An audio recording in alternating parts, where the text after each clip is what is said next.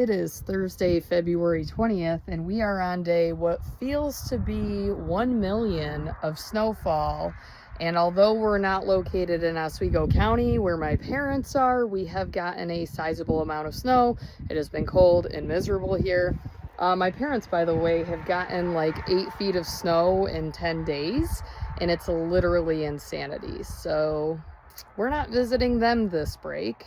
As my husband mentioned, this weather is very demoralizing, although I am thankful that we're not shoveling out of 8 feet of snow like they are, and that I'm not fearful that my roofs are going to cave in and collapse, because that's the reality of that area of the state right now. However, we are literally 2 weeks out from lambing here, and this scene behind me is exactly why my sheep live in that barn for the entire winter. This is also why I usually avoid lambing in January and February, and typically I'll push it back to April.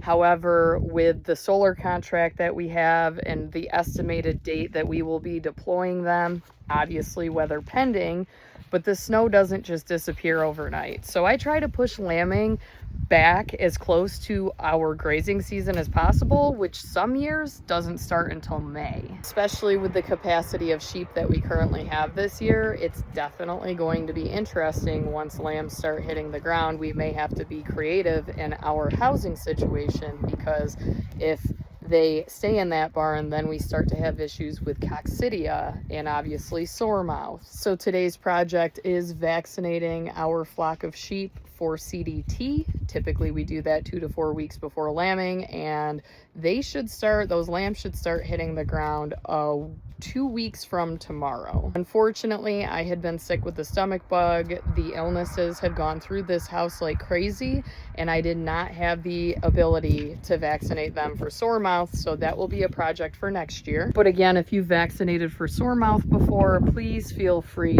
to give me your insight, because this is something that I really do want to try to see if it lessens the instances of mastitis in my ewes. In addition to vaccinating, we also will be taking some scoops out of the bedded pack in that sheep barn. It is getting built up quite a bit. We did clean it out in December, but it's starting to get excessive again.